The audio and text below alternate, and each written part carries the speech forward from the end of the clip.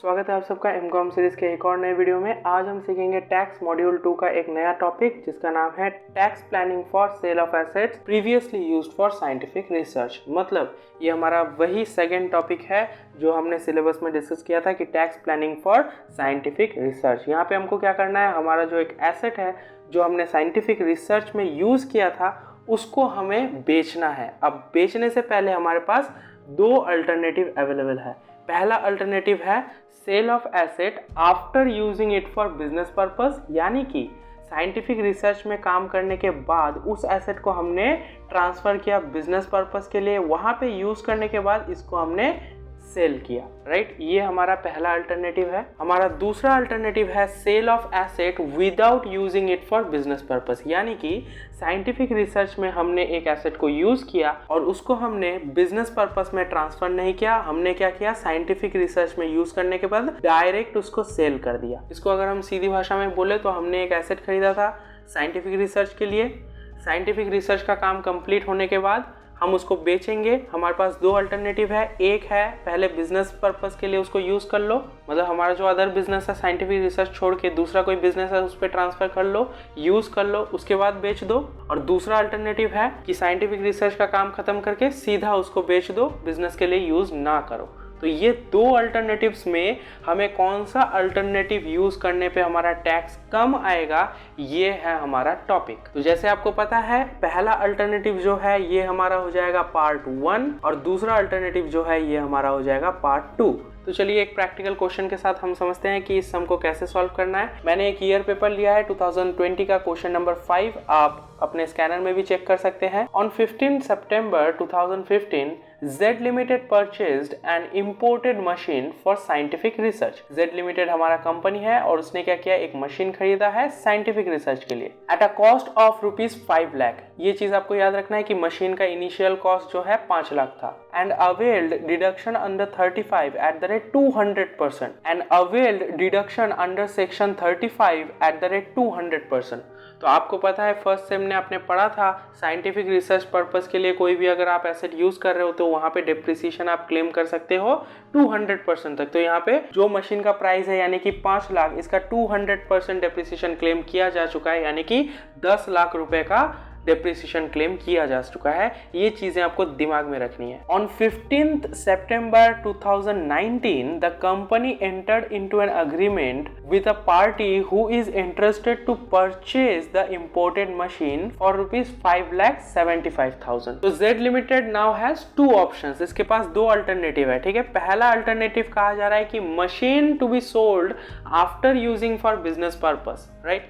तो Z limited को बोला गया है कि आप जो मशीन बेचने वाले हो उसको बेचने से पहले आप अपने बिजनेस के लिए यूज कर लो। तो the opening WDV of block of asset is ₹8,95,000। ये जो है कैलकुलेशन में काम आएगा। जब भी after using for business purpose बोल देगा तभी आपको ये ओपनिंग WDV जरूर देगा क्योंकि ये कैलकुलेशन का पोर्शन है। सेकेंड अल्टरनेटिव है machine to be sold without using for business purpose. नीचे देखिए बोला गया है you are required to advise Z limited. यही तो हमारा काम है। आपको पता है टैक्स प्लानिंग में आपका क्या काम है, रिकमेंड करना, राइट। नीचे आप देख सकते हैं कॉस्ट इन्फ्लेशन इंडेक्स आपको प्रोवाइड कर दिया गया है 15-16 का, यानी कि जिस साल आपने खरीदा था, और 19-20 का, यानी कि जिस साल आपने मशीन को बेचा था। तो इसको यूज करके हम क्या करेंगे, इंडेक्स्ड कॉस्ट ऑफ एक्विजिशन निकाल लेंगे। तो आज हम इस सम को सॉल्व करेंगे अल्टरनेटिव 1 के लिए, यानी कि मशीन जो है बेचा गया है बिजनेस पर्पस में यूज करने के बाद, यानी कि जो Z लिमिटेड है उसने मशीन को बेचने से पहले अपने बिजनेस में इसको यूज किया है और फिर उसको बेचा है, राइट। अगर हम ये अज्यूम करके चलते हैं तो हमारा टैक्स लायबिलिटी क्या आएगा,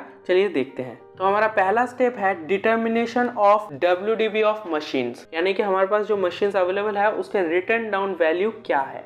तो आपको पर्टिकुलर्स और अमाउंट का स्ट्रक्चर बना लेना है और उसको स्टार्ट करना है जो क्वेश्चन में आपको दिया गया है, opening WDV of block of asset as on the opening date, right. 1 April 2019 में आपका ब्लॉक ऑफ एसेट का क्या वैल्यू था वो आपको लिखना है 8,95,000 आपको क्वेश्चन में दिया गया है फर्स्ट अल्टरनेटिव के साथ। उसके साथ आपको ऐड करना है अगर आपने न्यू एसेट कुछ परचेज किया है तो। सिंस इस क्वेश्चन में कोई न्यू एसेट परचेज नहीं किया गया है तो उसको हम डैश दे देंगे। अगर आपने साइंटिफिक रिसर्च से अपने बिजनेस में किसी एसेट को ट्रांसफर करा है तो उसको भी ऐड कर देंगे। इस क्वेश्चन में ऐसा कुछ भी नहीं बोला गया है तो हमको कुछ नहीं करना है, बस डैश डाल देंगे। तो इन तीनों को ऐड करने के बाद हमारा आ जाएगा टोटल ब्लॉक ऑफ एसेट। इस चीज को याद रखना है, ये थोड़ा इंपॉर्टेंट है। Total block of asset step 3 में आपको काम आएगा। तो टोटल ब्लॉक ऑफ एसेट क्या आता है, हमारा जो ओपनिंग WDV था वही हमारा टोटल ब्लॉक ऑफ एसेट आता है, बिकॉज बीच में ना ही परचेज किया गया है ना ही कुछ ट्रांसफर किया गया है। उसके बाद हमें क्या करना है, इस टोटल ब्लॉक ऑफ एसेट से हमको लेस कर देना है द सेल वैल्यू। हमारा जो 5 लाख का मशीन था जिसको हम 5,75,000 में बेचने वाले थे,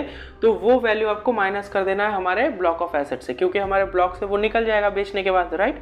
तो उसको हमें माइनस कर देना है। तो माइनस करने के बाद net WDV of block of asset as on the closing date, यानी कि 31 मार्च 2020, राइट। क्लोजिंग डेट पे हमारा ब्लॉक ऑफ एसेट का वैल्यू क्या आ जाएगा, 3,20,000। ये हमारा नेट ब्लॉक ऑफ एसेट निकल के आ जाएगा। अब हमें स्टेप 2 में क्या करना है, डेप्रिसिएशन अलाउंस कैलकुलेट करना है, अभी अभी जो हमने नेट ब्लॉक ऑफ एसेट का वैल्यू निकाला है, राइट। तो आपको पता है डेप्रिसिएशन जो है 2 तरह के होते हैं, एक होता है नॉर्मल डेप्रिसिएशन और एक होता है एडिशनल डेप्रिसिएशन।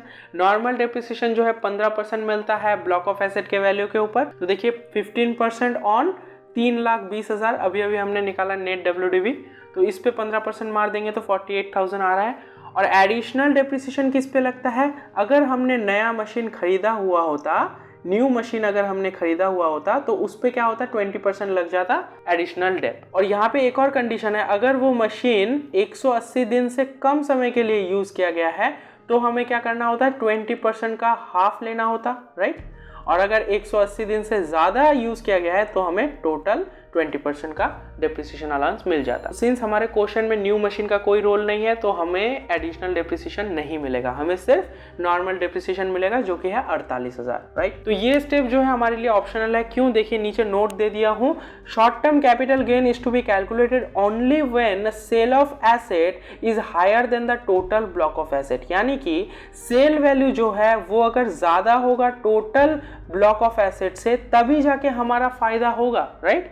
अगर किसी चीज का प्राइस है 100 रुपए और हमारा कॉस्ट है 90 रुपए, तभी ना हमारा 10 रुपए का फायदा होगा, तभी ना हम गेन निकालेंगे, राइट। तो वही चीज यहाँ पे बोला गया है कि अगर सेल वैल्यू आपके टोटल ब्लॉक ऑफ एसेट से ज्यादा है तभी आप STCG कैलकुलेट कीजिए, अदरवाइज मत कीजिए। तो स्टेप 1 में जाके देखिए, हमारे क्वेश्चन में सेल प्राइस दिया गया है 5,75,000 और हमारा टोटल ब्लॉक ऑफ एसेट है 8,95,000। तो यहाँ पे देखिए सेल वैल्यू जो है it is not more than the total block of asset, right. तो यहाँ पे हमें स्टेप 3 फॉलो अप नहीं करना है। अब हमें स्टेप 4 में क्या करना है, कंप्यूटेशन ऑफ टैक्सेबल इनकम। अब टैक्सेबल इनकम कब कैलकुलेट करना है, जब हमारे क्वेश्चन में प्रॉफिट बिफोर डेप्रिसिएशन दिया हुआ रहे, राइट। प्रॉफिट बिफोर डेप्रिसिएशन आपको दिया हुआ रहेगा, उसके साथ आप लेस करेंगे डेप्रिसिएशन एज पर स्टेप 2, यानी कि हमारा जो आया था 48,000, इसको आप लेस कर देंगे और उसके साथ ऐड कर देंगे स्टेप 3 में, एज पर स्टेप 3 में आपका जो STCG आएगा, राइट। तो सिंस हमारा STCG भी नहीं है, हमारे क्वेश्चन में प्रॉफिट भी नहीं दिया हुआ है, तो हमें स्टेप 4 भी फॉलो अप करने की जरूरत नहीं है। और स्टेप 5 में आप देख सकते हैं हमें कैलकुलेट करना है टैक्स लायबिलिटी, राइट। तो टैक्स लायबिलिटी आपको पता है 30% फ्लैट टैक्स लग जाता है हमारा जो टैक्सेबल इनकम है। स्टेप 4 में आपका टैक्सेबल इनकम निकल आएगा, उस पर आपको 30% टैक्स मार देना है। और फिर क्या करना है, आपको सरचार्ज ऐड करना है अगर सरचार्ज हुआ, और उसके बाद हमें ऐड करना है HEC यानी कि health and education cess at the rate 4% on which value, this one. 4% HEC लगाना है और टोटल कर देना है, आपका निकल के आएगा टैक्स लायबिलिटी। सिंस हमारे क्वेश्चन में स्टेप 3, स्टेप 4, स्टेप 5 कैलकुलेट करने के लिए डेटा नहीं दिए गए हैं, इसलिए हमारा स्टेप 3 होगा टैक्स सेविंग्स ऑन डेप्रिसिएशन। हमने जो डेप्रिसिएशन क्लेम किया था 48,000, उस पे हमें टैक्स सेविंग्स मिल जाएगा, राइट। तो फॉर्मूला है tax rate into amount of depreciation. Tax rate यहाँ पे आप बोलेंगे 30% है, पर मैंने 31% क्यों लिखा हुआ है, तो आपको पता है कि 30% का वैल्यू जो आएगा उस पे आपको 4% का HEC भी लगाना है, राइट। उसके बाद हमारा टोटल वैल्यू आता है, तो आप क्या करेंगे, आपका जो टैक्सेबल इनकम है उसका 30% जो होगा उसी पे ही तो आप 4% चार्ज करेंगे ना, HEC। अगर आप 30 पे 4% चार्ज करते हैं तो क्या होता है, 1.2 आता है, राइट। 30 प्लस 1.2 कितना होता है, 31.2। भाई ये तुमने क्या बोला, कुछ समझ नहीं आया यार, थोड़ा सा प्रैक्टिकली समझाओ। देखिए आपको प्रैक्टिकली हम समझाते हैं। अगर आप 48,000 पे 30% अगर आप चार्ज करते हैं तो कितना आता है, 14,400। यहाँ पे मैं लिखता हूँ 14,400, ये आपने 30% चार्ज किया। अब इसके साथ क्या करेंगे, आप इस पे 4% चार्ज करेंगे, राइट। उसके बाद ही आपका टोटल वैल्यू आएगा। अब देखिए टोटल वैल्यू जो है ये आएगा 14,976। कैसे? देखिए 14,400, इस पे आप 4% का HEC चार्ज कीजिए तो आता है 576। अब दोनों को आप ऐड कीजिए, 14,400 प्लस 576, देखिए 14,975। तो हमने क्या किया, 48,000 पे डायरेक्ट चार्ज कर दिया 31.2%, तो हमारा निकल के आ रहा है 14,076। तो ये हो गया हमारा अल्टरनेटिव 1 का सोल्यूशन। तो हमने अल्टरनेटिव 1 तो कंप्लीट कर लिया है बट सोल्यूशन कंप्लीट नहीं किया है। क्यों? क्योंकि हमें अभी अल्टरनेटिव 2 भी कैलकुलेट करना है और इन दोनों अल्टरनेटिव्स के आधार पे हमारा जो टैक्स लायबिलिटी आ रहा है उसमें जो सबसे लीस्ट होगा, सबसे कम होगा, उसी को हमें रिकमेंड करना है। तो ये रहा अल्टरनेटिव 1 का सोल्यूशन। अल्टरनेटिव 2 जो है उसका वीडियो कल आपको मिल जाएगा, वो वीडियो आप मिस ना कर जाइए, इसलिए चैनल को सब्सक्राइब करके नोटिफिकेशन बेल ऑन कर दीजिए। अगर इस सोल्यूशन में कुछ डाउट है तो कमेंट सेक्शन में कमेंट करके जरूर पूछिएगा। अपने दोस्तों के साथ शेयर करना ना भूलिएगा, बिकॉज शेयरिंग इज केयरिंग। मिलते हैं अगले वीडियो में, तब तक के लिए जय हिंद, वंदे मातरम।